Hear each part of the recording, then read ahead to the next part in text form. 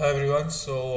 In this video, we are going to be discussing about this comment over here that when a person is on NoFap, तो क्या उसका testosterone बहुत peak पे हो जाता है? NoFap और टेस्टोस्टेरोन का क्या रिलेशन है और क्या रोल रहता है NoFap की जर्नी पे टेस्टोस्टेरोन का? ठीक है, क्योंकि टेस्टोस्टेरोन एक बहुत ही इंपॉर्टेंट मेल हार्मोन है जो हमें मेल बनाता है, मतलब समझ गया ना? ये this is a male hormone.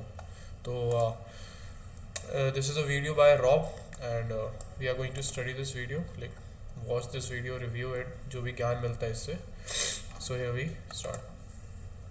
Does NoFap increase your testosterone? This is one of the most frequently asked questions in the NoFap community. And it seems to be a bit of a controversial topic as well, because some people say yes, it definitely does.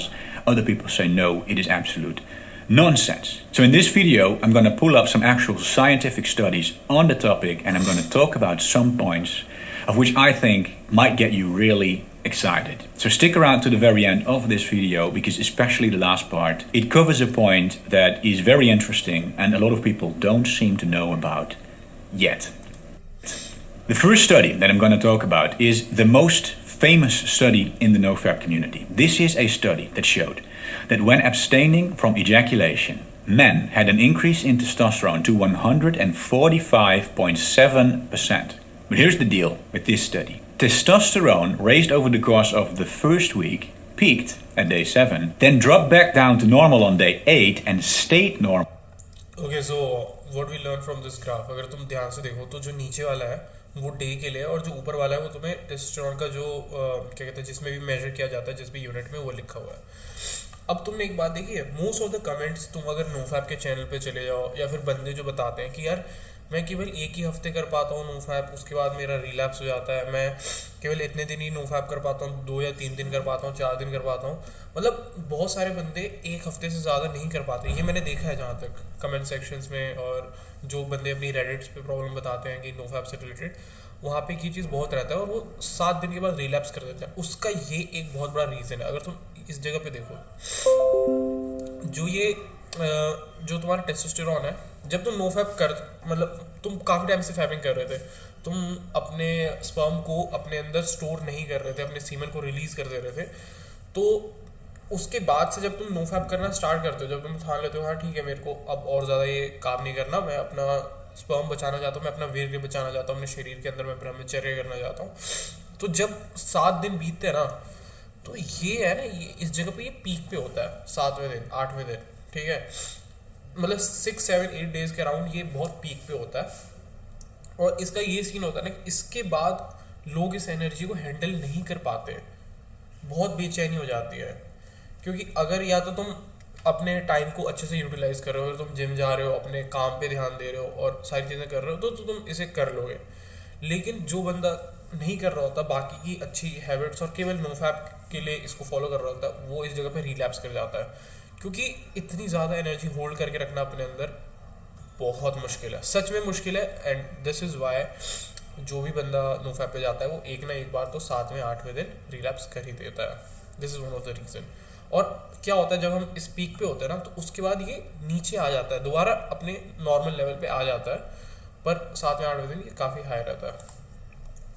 Normal during the second week. So it is not like you permanently have that 145.7% testosterone. And a lot of people seem to use this as an argument to say that this study proves that nothing happens in the long term, because they say it's just this little peak and then after nothing happens. But there are a couple of things that I think you should understand about this study. The first one is that this study looked at a period of 16 days total. So yes, this study proves that testosterone stayed flat in week 2, but it has no idea what happens after in weeks 3, 4, 5, etc. And a lot of people who try NoFap will say that the first week feels as if your lust and your energy is rising, kind of along with what the graph of the study says. Then the second week feels a lot more flat. It's easier. You don't feel as lustful, but you also don't really have as much energy. Again, roughly in line with what the study says. But then, if you keep going and you get to the weeks 3, 4, 5 and on, it eventually starts to feel as if your energy and lust starts climbing again, almost as if your testosterone is raising. And now again, this is anecdotal, okay? We don't know if this has anything to do with testosterone. It might not have anything to do with testosterone, but it might also do have something to do with testosterone. There are no scientific studies that look at what happens to testosterone in these further weeks. And unlike a lot of people will... Okay, so what he's trying to say is कि जब इन्होंने week 1, week 2 और week 3 तक का इन्होंने किया 16 दिनों का किया था बेसिकली इन्होंने 2 वीक तक, तो इन्होंने इंक्रीज देखा कि वीक 7 मतलब 7 डेज यानी वीक 1 पे जो टेस्टोस्टेरोन है वो हाई लेवल पे है और उसके बाद वो नॉर्मल आ जाता है और सीधा चलने लग जाता है। तो लोगों ने कहा कि ये केवल शॉर्ट टर्म है, बट वीक 3, वीक 4, वीक 5 का डेटा नहीं है। और जहाँ तक हमने एक्सपीरियंस किया या जहाँ तक तुमने एक्सपीरियंस किया होगा ऑब्वियसली कि ये अर्जेस कुछ टाइम तक जाती है और फिर दोबारा सेम ये अर्जेस आ जाती है, वो सेम एनर्जी बॉडी के अंदर दोबारा बनने लग जाती है यार। और मतलब रात में नींद नहीं आती है कई बार, इतनी ज़्यादा एनर्जी बन जाती है। You have to like work out. मेरे साथ लिटरली बहुत बार ऐसा हुआ है कि मेरे को रात में नींद नहीं आ रही है, so I have to go for a run, I have to come do some pushups और उसके बाद मैं सोता हूँ। ऐसा हुआ है मेरे साथ। Will try to make you believe this specific study that we are talking about does not prove that testosterone stays flat in the long term. All it proves, take a look at the actual numbers in the study. And also by energy I mean testosterone, ठीक है? जब भी मैं energy बोलूँ तुम testosterone का मतलब वो समझना। In my humble opinion, and you don't have to agree with my opinion, okay? You can form your own opinion about these numbers. You can get as excited about them as you want. A lot of people will probably say, well, you know, these numbers are not that big. It doesn't really mean anything. But in my opinion, days 5, 6, and 8 look quite impressive as well. Testosterone is definitely raised by at least a little bit on these days. And so if you want to do something like ejaculate once every 8 days, and if you really want to do this, then I'd highly recommend that you don't do so with the dirty websites, and we kind of have to ignore all the pro-semen retention arguments just for the sake of this example. But if you are to hypothetically ejaculate once every 8 days, this would mean that out of every 8 days you would have your testosterone raised by at least a bit every 4 out of 8 days, which is literally half of the time. But it gets even better, because this number, 145.7%, this was just the average of the study, and there were actually people participating in this study who had their testosterone raised to 197.3%, which is practically double, right? They practically double. के अंदर अपना क्या कहते हैं योगदान दिया था, तो उनमें से बहुत मतलब जो 147 इन्होंने बताया कि ये इतने दिनों में रिलीज हुआ, तो केवल एक एवरेज है बहुत सारे लोगों का। बट उनमें से कुछ स्पेसिफिक ऐसे लोग थे जिनका 200, 197, 180 इस तरह से भी टेस्टोस्टेरोन इतना ज़्यादा अमाउंट में रेज हो गया था। तो हो सकता है you are one of the lucky guy जिसका टेस्टोस्टेरोन बढ़ जाए।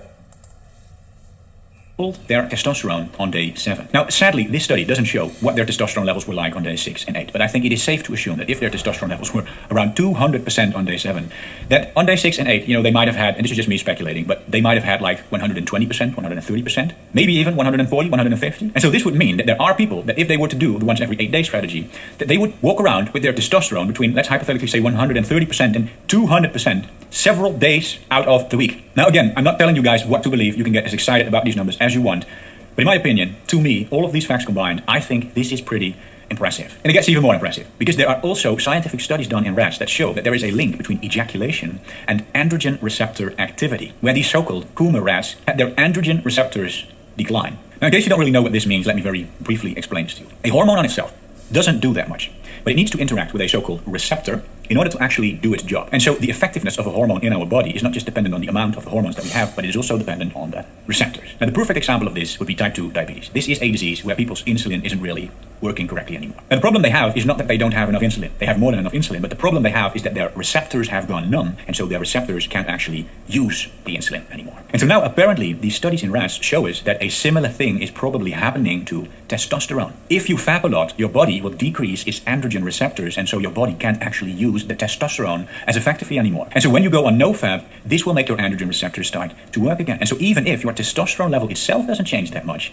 it will probably change how well your receptors can actually deal with that testosterone. And so in some way, you will get the same benefits as if your testosterone level would have been raised. And if you keep... So what is trying to say कि जब testosterone बढ़ता है, तो जो बंदा fap कर रहा होता है, वो तो अपनी testosterone मतलब एक तरह से बड़ा क्या कहते हैं रिलीज ही कर देना अपनी बॉडी से। लेकिन मैं टेस्टोस्टेरोन और स्पर्म को रिलेट नहीं कर रहा हूँ, बट इन जनरल बता रहा हूँ कि वो जो उसको अर्ज आई थी, वो जो उसके अंदर एनर्जी बनी थी, वो उसने रिलीज कर दी। अब वो खुश है, एकदम नॉर्मल है, अपना काम कर रहा है। मतलब काम क्या कर रहा है, उदास ही है वैसे देखा जाए तो मतलब वो अभी उसका शरीर शांत है, तो क्या होता है ना, इससे जो उसके रिसेप्टर्स थे वो एक तरीके से ख़राब हो रहे होते हैं। जहाँ पे टेस्टोस्टेरोन जो हार्मोन है वो जाके हमारी बॉडी के अंदर एक रिसेप्टर के पास जाता है। तो जब हम नोफैप पे होते हैं तो टेस्टोस्टेरोन तो बनता ही रहता है, यहाँ तक कि जो हमारा रिसेप्टर है जो टेस्टोस्टेरोन को मतलब जिसके पास टेस्टोस्टेरोन जाता है हार्मोन, और रिसेप्टर मतलब उसकी जो भी उस हार्मोन के जितने भी बेनिफिट्स होंगे जो भी हैं वो सारी चीज़ें हमारी बॉडी प्रोवाइड कराता है। तो वो उसकी इन्हेंसमेंट हो जाती है, उसकी बेटरमेंट हो जाती है। Fapping all the time, you keep destroying your androgen receptors, and you will androgen receptor कहते हैं उसे। become weaker and weaker and weaker.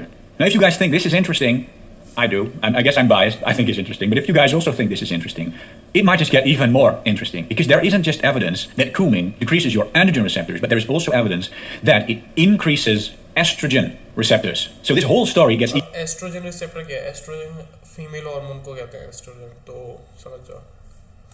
even worse, or it gets better if you do a lot of nofap. I guess that if you do a lot of nofap, the story gets better for you, and if you do a lot of fapping, the story gets worse for you. Now, this is something that I'm going to talk about in my next video. I will upload that video this Friday. So if you want to see that video, I suggest you click the subscribe button, you click the notification bell, so you get a notification. So there is nothing like scientific, मतलब इसके पीछे माना जाए कि कुछ scientifically हो रहा है ऐसा, बट अगर देखा जाए तो ऐसा कह सकते हैं कि हाँ, जब हम नोफैप पे होते हैं तो हमारी बॉडी के अंदर टेस्टोस्टेरोन का इंक्रीज देखा जा सकता है। हमारी बॉडी के अंदर जो एंड्रोजन रिसेप्टर है उसकी इन्हेंसमेंट या बेटरमेंट देखी जा सकती है। So like even though NoFap is a good habit to have, ठीक है, और अगर तुम्हें अपना टेस्टोस्टेरोन इंक्रीज करना है you should probably go on NoFap, because from my experience I have been like dealing with more and more testosterone. जब ज़्यादा से ज़्यादा टेस्टोस्टेरोन अंदर होता है ना, तो मेल एग्रेशन, वो मेल अर्ज आती रहती है, ठीक है। एंड आई फील लाइक यार अभी तो नहीं सो सकते, आज कुछ काम नहीं किया, ऐसा लगता है कि खुद को थकाना है तभी जाके वो मतलब बॉडी जब थक जाएगी तभी नींद आएगी। लेकिन अगर उसके अंदर थोड़ी सी भी एनर्जी बची है ना, तो तुम लाइक ऐसे काम नहीं हो सकते अपने अंदर और पीसफुल नहीं हो सकते। तो like this is the amount of work you need to do. So मतलब जो मैंने एक्सपीरियंस किया उससे यही पता लगा कि हाँ, like for my body NoFap ने टेस्टोस्टेरोन बढ़ाने का काम किया है। But apart from that you have to do all other work and stuff like that, जैसे like you have to eat healthy, अच्छा खाना खा रहे हो तो टेस्टोस्टेरोन बढ़ेगा। ऑब्वियसली टेस्टोस्टेरोन का खाने से भी बहुत ज़्यादा रिलेशन होता है, टेस्टोस्टेरोन का एक्सरसाइज से भी बहुत ज़्यादा रिलेशन होता है। बहुत सारे लोग कहते हैं you should not never miss a leg day on gym because it increases your testosterone. पता नहीं, like I do miss my leg day sometimes, क्योंकि बहुत कठिन हो जाता है लेग्स को ट्रेन करना कई बार। तो but I have seen like testosterone बढ़ता है बॉडी में। So for right now I am just going to be biased, या NoFap does increase testosterone, but like नहीं, अब साइंटिफिक रिसर्च तो नहीं है इसके पीछे, बट एक्सपीरियंसेस हैं लोगों के, बहुत सारे लोगों की स्टडी है, तो बढ़ता है यार। So if you have any other question, just go on like on this video comment section, और किसी भी वीडियो के कमेंट सेक्शन में जाके तुम अपने क्वेश्चन पूछ सकते हो मुझसे। और इसके अलावा happy Diwali guys, like today is Diwali, happy Diwali, and subscribe to the channel, like this video, yo man, keep doing the hard work especially when you don't feel like it.